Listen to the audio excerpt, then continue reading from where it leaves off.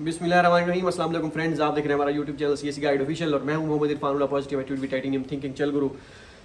बहुत ही important topic है। काफ़ी सारे स्टूडेंट्स, क्या सब स्टूडेंट्स को इस चीज़ की ज़रूरत है। अगर जिन्होंने अप्लाई कर लिया है वीज़े के लिए ठीक है, अगर नहीं किया तो ये वीडियो आपके लिए है कि इसमें सारी चीज़ें डिस्कस करने की कोशिश करेंगे। मैंने लिखा हुआ कुछ नहीं है, क्योंकि मैं जब लिखा हुआ बोलता हूँ तो काफ़ी सारी चीज़ें मेरे माइंड से निकल जाती हैं। जो मेरे माइंड में हैं चीज़ें जितनी भी हैं, जो भी याद रहेंगी वही मैं आपके सामने पेश करूँगा। बाकी बैंक स्टेटमेंट का भी मैं आखिर में जाके हवाला दूंगा, क्योंकि अगर बीच में बैंक स्टेटमेंट को जो है वो करेंगे तो वो फिर काम जो है ख़राब हो जाएगा। ठीक है, तो चलिए शुरू करते हैं। पहला, आपके पास पासपोर्ट होना चाहिए। वीज़ा जब आपने जाना है वीज़ा के लिए, स्टूडेंट वीज़ा के लिए, X1 स्टडी वीज़ा के लिए जब आपने जाना है, पहली बात तो ये आपने एम्बेसी नहीं जाना। आपको सबको पता चल चुका होगा, जेरी ऑफिस जाना है। जेरी ऑफिस थर्ड पार्टी होती है, वो सारे आपके डॉक्यूमेंट्स कलेक्ट करके एम्बेसी को भेजती है। एम्बेसी वीज़ा लगा के दोबारा फिर जो है उनको जेरी ऑफिस को भेजती है, और इस तरह आप अपना पासपोर्ट वहाँ से कलेक्ट कर सकते हैं। पहले तो आपके पास पासपोर्ट होना चाहिए, ठीक है। वो तो उसके बगैर तो आपको पता है नहीं लगेगा वीज़ा आपका। अब पासपोर्ट में दो चीज़ें आ जाती हैं। काफ़ी सारे स्टूडेंट्स हैं जिनका पासपोर्ट एक्सपायर होने वाला है, 4 महीने के बाद, 5 महीने के बाद, 6 महीने के बाद एक्सपायर होने वाला है। तो भाई क्या करें? क्या रिन्यू करवा लें या फिर चाइना आके रिन्यू करवाएं? क्या करें? तो अगर तो पाकिस्तान में टाइमली रिन्यू हो रहा है या बन रहा है पासपोर्ट, ठीक है, तो आप वहीं से रिन्यू करवा के आएँ, ठीक है। अगर टाइम निकल ले रहे हैं, वो महीना ले रहे हैं, 2 महीने फिर ना करवाएं, फिर इधर ही आके करवाइए, क्योंकि आपके पास ऑप्शन कोई नहीं है। अगर हो रहा है, फॉर एग्जांपल, अगर वहाँ पे रिन्यू आप करवा सकते हैं तो कोई मसला नहीं है। अगर आप सोच रहे हैं कि मेरे डॉक्यूमेंट्स जो JWO फॉर्म और एडमिशन नोटिस है उस पर तो पुराना पासपोर्ट नंबर है, मैं अगर तब्दील करवाऊंगा तो वो तो जो है नया पासपोर्ट नंबर फिर आ जाएगा, तो फिर नए पासपोर्ट पे मैं पुराने जो पासपोर्ट वाली इंफॉर्मेशन वो कैसे क्या पॉसिबल है? वीज़ा लग जाएगा। मेरा खुद का यही सीन था। 2020 में एडमिशन हुआ था, 2017 में, मेरे ख्याल में 18 में पासपोर्ट बनवाया था, तो आते आते एक्सपायर होने वाला था, तो 3-4 महीने रहते थे। मैंने रिन्यू करवा लिया था। अब डॉक्यूमेंट्स JW फॉर्म सारे पुराने पे, मेरे पास नया पासपोर्ट है, तो कोई इशू नहीं है। आप दोनों पासपोर्ट जो है जेरी ऑफिस लेके जाएंगे, उनको पता चल जाएगा अच्छा ये पुराना एक्सपायर होने वाला है, और जो है डॉक्यूमेंट्स आपके जो है पुराने पासपोर्ट पे हैं, और वीज़ा जो आपका लगेगा न्यू पासपोर्ट पे लगेगा। अगर पाकिस्तान से पासपोर्ट बनवा के आएंगे तो अगर नॉर्मल बनवाएंगे तो 3300 फीस होती है, अगर अर्जेंट में बनवाएंगे तो 4500 या 5000 होती है, ठीक है। तो वहाँ पे 5000, इधर आके बनवाएंगे 50,000 का टीका है भाई। ये मैं आपको पहले बता रहा हूँ। अगर आप किसी खुश फहमी में बतलाए हैं या यहाँ पे आके कहेंगे कोई मसला नहीं, आपको दोस्त कह देते हैं कि ऑनलाइन अप्लाई हो जाता है, ये है वो है, तो भाई 400 RMB फ़ी है।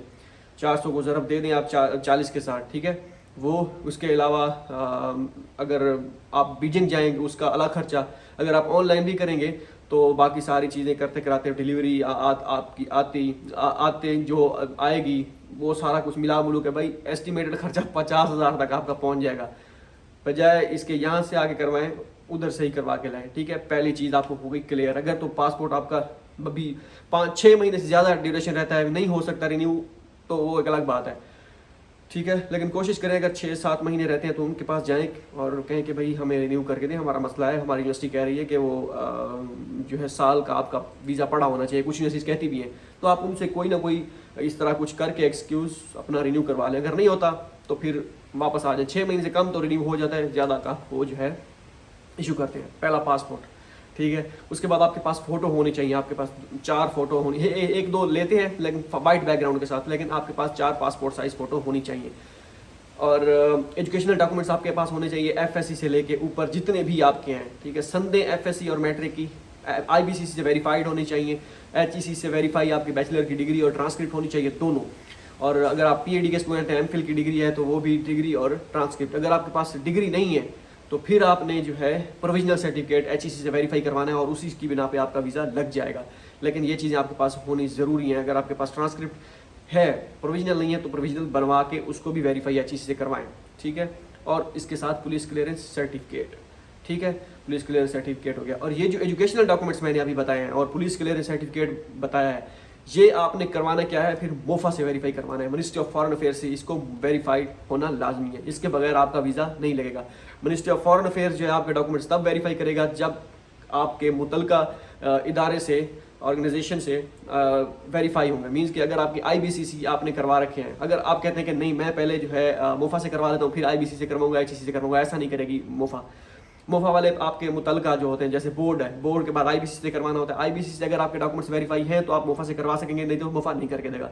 एचईसी से वेरीफाई होंगे तो तभी मोफा से करवाएंगे, मोफा के जो है और उसके बाद नहीं तो मोफा नहीं करेगा, ठीक है। और उसके बाद पुलिस क्लियरेंस सर्टिफिकेट जो आप बनवाएंगे अलखिदमत सेंटर से, अपने इलाके में जो आपका थाना लगता है वहाँ पे, तो वो जो है वो भी आपने मोफा से वेरीफाई करवाना है। अगर आपने मोफा से वेरीफाई करवाया रखा है, पहले सारी चीज़ें करवा रखी हैं, अपना QR कोड जो है लगा होता है वो स्कैन लाजमी कर लीजिएगा। हो सकता है उस पर एरर आ रहा होगा, तो अगर एरर आ रहा है तो आप दोबारा जाएँ मोफा और वहाँ से अपना उसको रीएक्टिवेट करवाएं, ठीक है।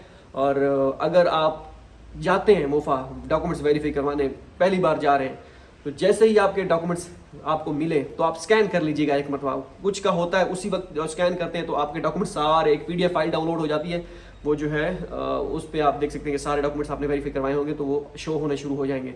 अगर नहीं होते उस वक्त तो आप उनसे कहिएगा कि ये नहीं हो रहे, तो वो आपको कहेंगे कि एक दिन बाद आपके, या शाम 5-6 बजे के बाद 7 बजे तक जो है आपके वो होना शुरू हो जाएंगे, वो एरर नहीं आएगा, ठीक है। तो वो इस तरह भी सीन होता है, ये आप चीज़ें माइंड में रखिएगा। लेकिन आपने स्कैन एक मरतबा कर जरूर लेने हैं, वहाँ पे हो सकता है एरर आ जाए, या फिर ऐसा भी होता है जब आप स्कैन करेंगे किसी और के डॉक्यूमेंट्स निकल आते हैं, तो बाद में पता चले कि भाई आप कहेंगे भाई मोफा से मैं डॉक्यूमेंट्स वेरीफाई करवा आया हूँ या करवा आई हूँ, जब आप स्कैन करेंगे तो किसी और का ही जो है कोई नाम निकल आया कि भाई ये किसके, क्योंकि QR कोड हो सकता है गलत हुआ था, ऐसा स्टूडेंट के साथ हुआ था, उन्होंने जब स्कैन किया तो पता नहीं किसी और के जो है डॉक्यूमेंट्स आ गए, क्योंकि QR कोड पेस्ट करना होता है, वो डॉक्यूमेंट्स वो करके जो भी हिसाब किताब करते हैं QR कोड लगा देते हैं, हो सकता है गलत QR कोड लगा दिया उन्होंने। तो इस तरह आप एक मरतबा क्रॉस वेरीफाई कर लीजिएगा जब आप मोफा से वेरीफाई करवाएं, ठीक है। मोफा से आपके जो है तकरीबन 5 से 6 डॉक्यूमेंट्स बनेंगे, पुलिस क्लियरेंस सर्टिफिकेट और एजुकेशनल डॉक्यूमेंट जो है वो, ठीक हो गया। इसके बाद अगर आप FRC जो फैमिली रजिस्ट्रेशन सर्टिफिकेट होता है, अगर आप बैंक स्टेटमेंट किसी और को यूज़ कर रहे हैं तो उसको भी आप मोफा से वेरीफाई करवा लीजिएगा, वो भी आप शामिल कर लें इसमें। जो एफिडेविट होगा वो आपने मोफा से वेरीफाई नहीं करवाना, जो एफिडेविट बैंक स्टेटमेंट के लिए आप यूज़ करेंगे, वो आपको मैं आगे चल के बताता हूँ कि वो क्या भला है।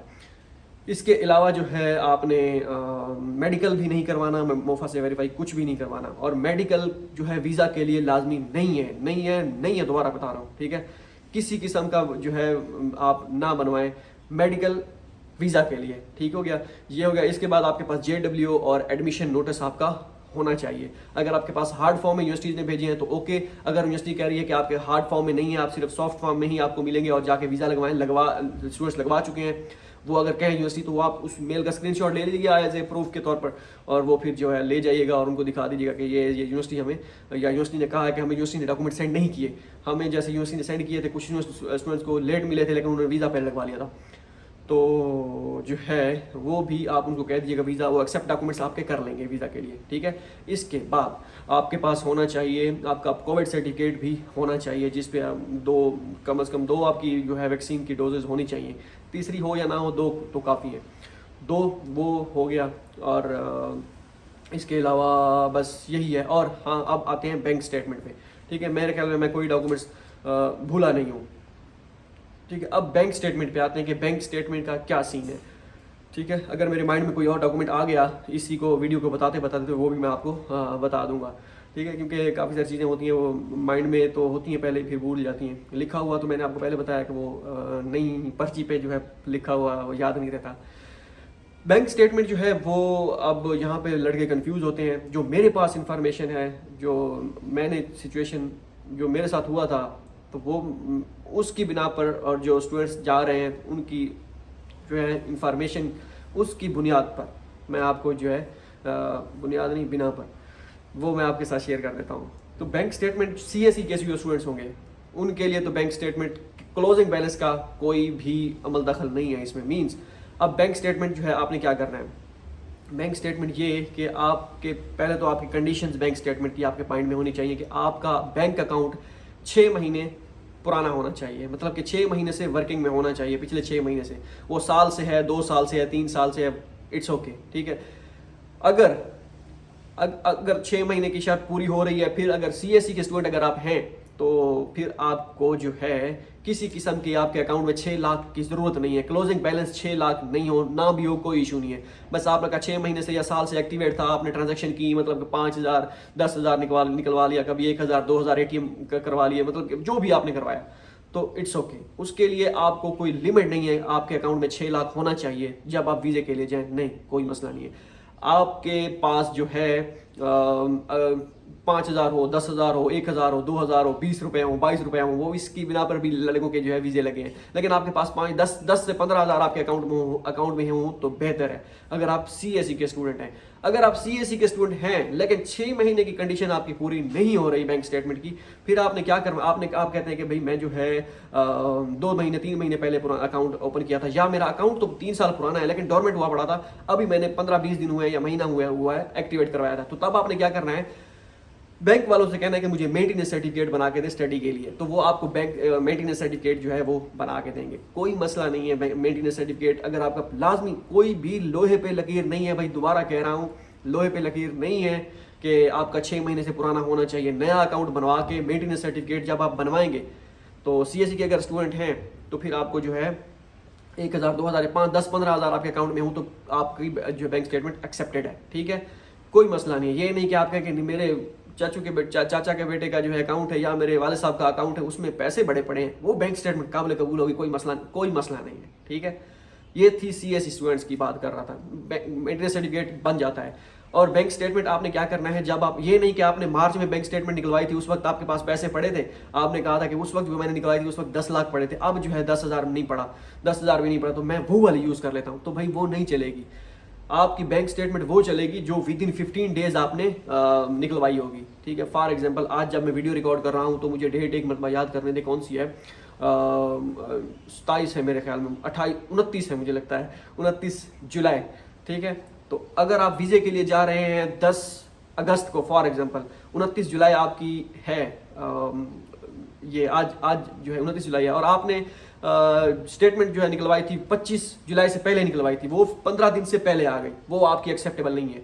विद इन 15 डेज आपने जो है वो निकलवानी है। आप ऐसा करिएगा, जब आप वीज़े के लिए जाने लगेंगे उससे 5 दिन पहले निकलवा लीजिएगा बैंक स्टेटमेंट, ठीक है, इट्स ओके। वो नहीं कि 3 महीने पहले या महीना 2 महीने पहले आपने निकलवाई थी, उस वक्त पैसे पड़े थे, statement closing balance 6 10 15 lakh 20 lakh show हो रहा है, वो चल जाएगी जी, ऐसा नहीं है, ठीक है। ये कंडीशन भी आपको पता लग गई। ये तो हो गई CSE स्कॉलरशिप की, मैंने आपको कंडीशन बता दी कि यूनिवर्सिटी, वो जेरी वाले कहते हैं कि CSE स्कॉलरशिप को हम फुल स्कॉलरशिप मानते हैं, बाकी नहीं है, हालांकि बाकी भी हैं, आंसू स्कॉलरशिप इससे अच्छा स्कॉलरशिप है, यूनिवर्सिटी स्कॉलरशिप 4-4 हज़ार वाली भी हैं, ठीक है।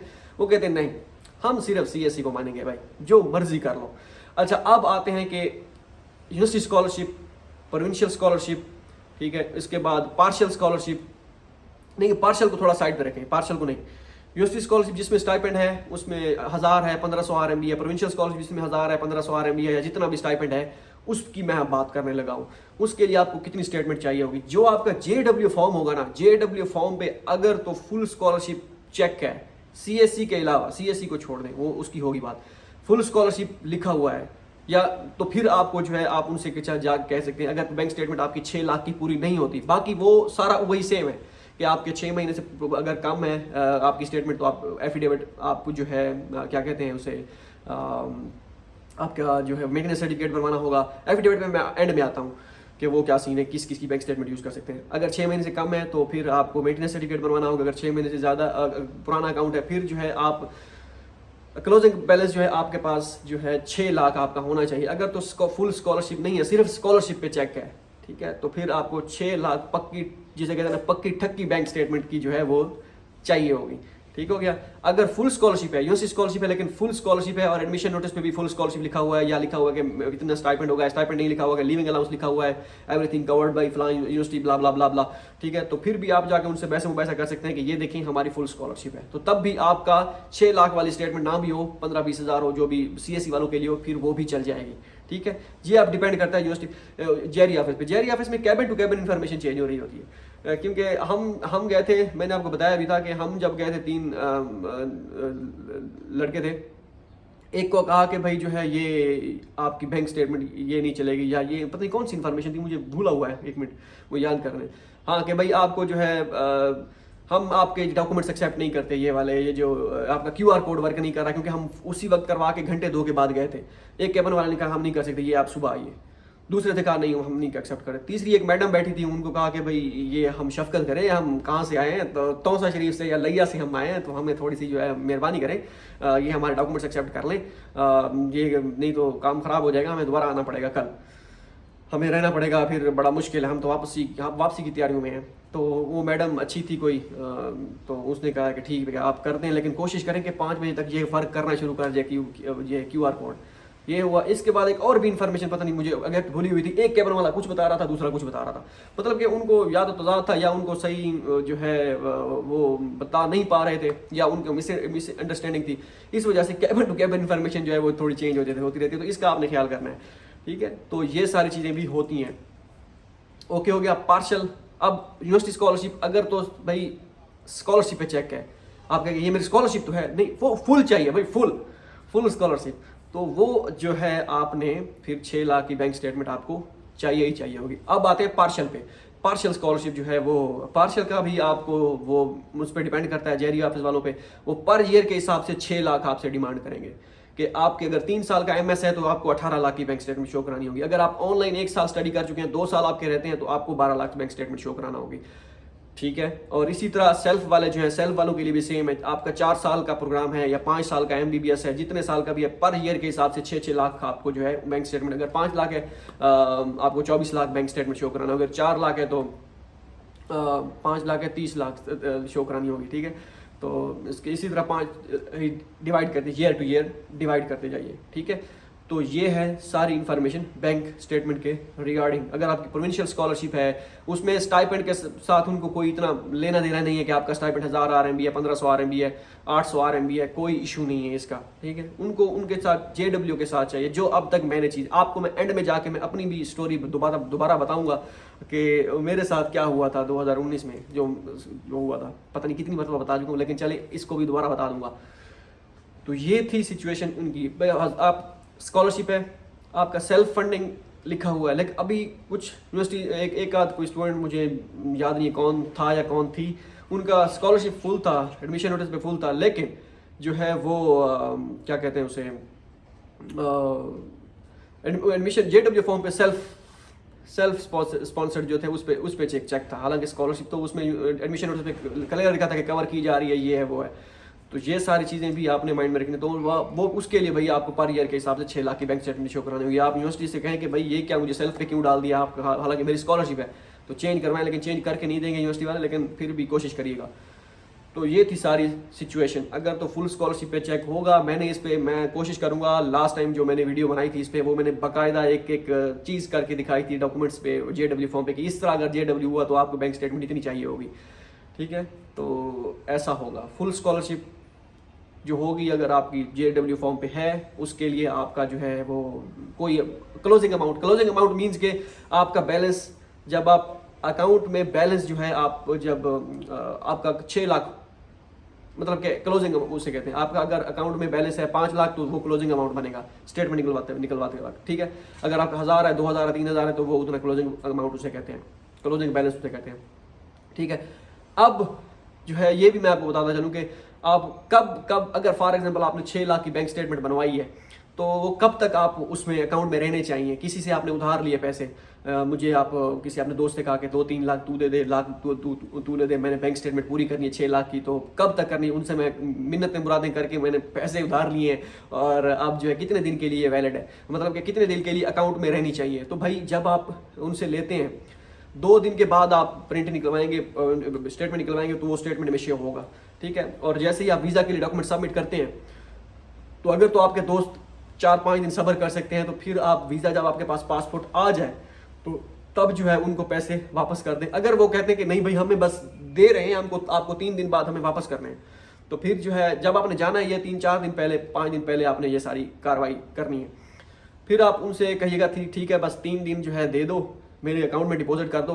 3 दिन के बाद जब मैं स्टेटमेंट निकलवाऊंगा, क्लोजिंग बैलेंस आ जाएगा 6 लाख या जितने का भी होगा, 7 लाख का, जितने भी आपके पास होंगे। तो वो जैसे ही आ जाए तो फिर जो है, या मुझे वो आ जाए, उसके बाद मैं डॉक्यूमेंट जैसे ही वीज़ा के लिए सबमिट करा दूँ, फिर आप अपने पैसे वापस कर लें, तो कोई मसला नहीं है। ये कोई यूरोप वगैरह इस तरह की कंट्री तो है नहीं कि ये बैंक स्टेटमेंट आपके पास इतनी हो, ये वो, कोई इतना बड़ा इशू नहीं है ये।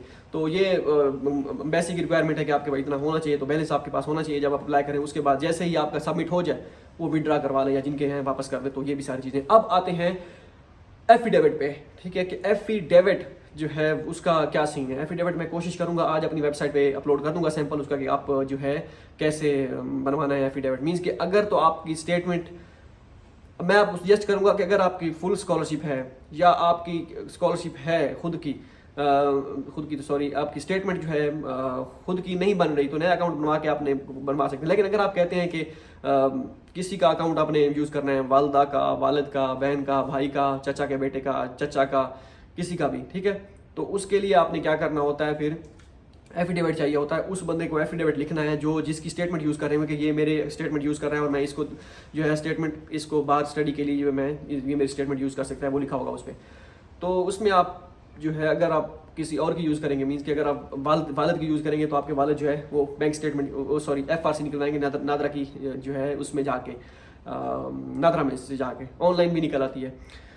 तो उसमें आप आ जाएंगे, आपके वाले साहब होंगे, आपके बहन भाई सारे होंगे, वाला सारी आपकी फैमिली आ जाएगी। तो उसमें वो स्टेटमेंट आप लेके जाएंगे, तो उनसे वो कहेंगे हाँ भी बैंक स्टेटमेंट है, उसमें आप कहेंगे हाँ है, और साथ एफिडेविट भी, ठीक है। वो FRC जो होगी वो आपने मोफा से वेरीफाई लाजमी करवा के जानी है, ठीक है। उसमें फिर आपको कहेंगे हाँ भाई जो है बैंक स्टेटमेंट है, आप कहेंगे हाँ है, किसकी है, वो कहेंगे आप कहेंगे वालिद साहब की है, तो आप कहेंगे हाँ भाई FRC दिखाओ।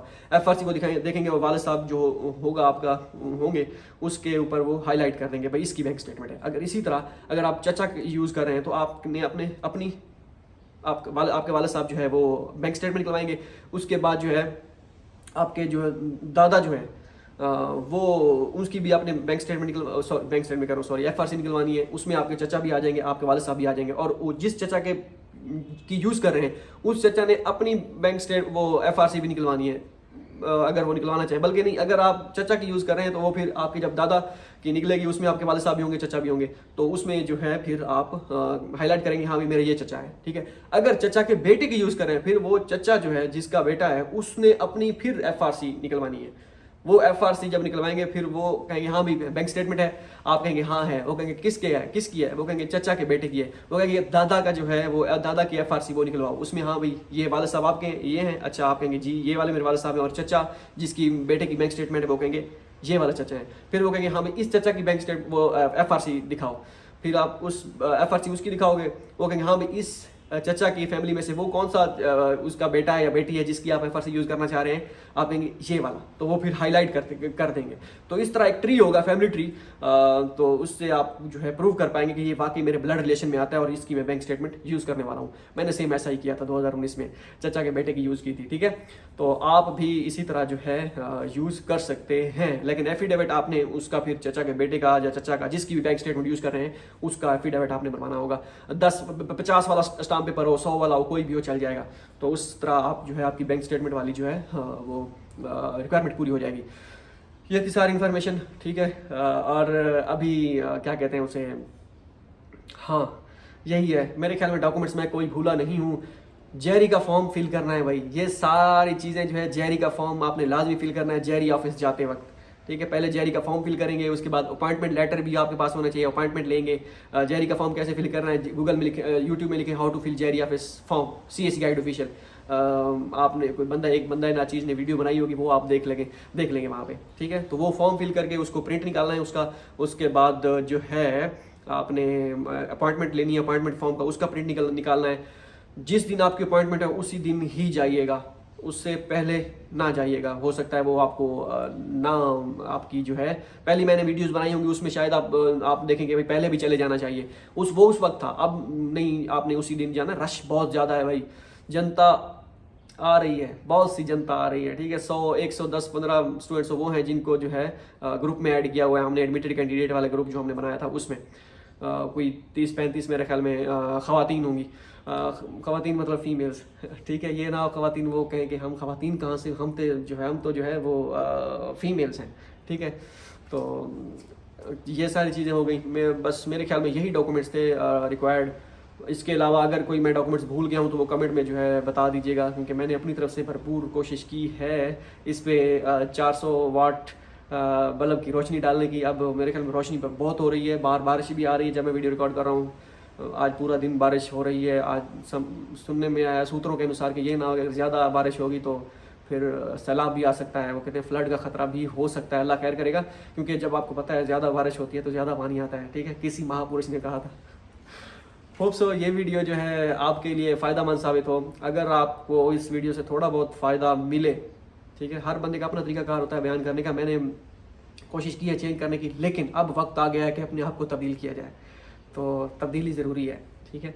तो मैं अपना तरीकाकार होता है, मेरा अपना तरीकाकार है बताने का, हो सकता है फ़न में हो सकता है जिसमें भी हो, लेकिन मेरे ख्याल में चेंज करना चाहिए, चेंजेस, तब्दीली आनी चाहिए बंदे में, तब्दीली लाने की कोशिश करेंगे, ठीक है। अगर पॉसिबल हुआ तो अपनी तरफ से भरपूर कोशिश करेंगे भैया।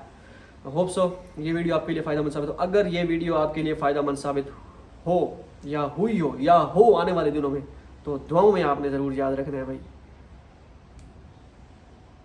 ठीक है। मिलते हैं अगली वीडियो में, दुआओं में याद रखिएगा।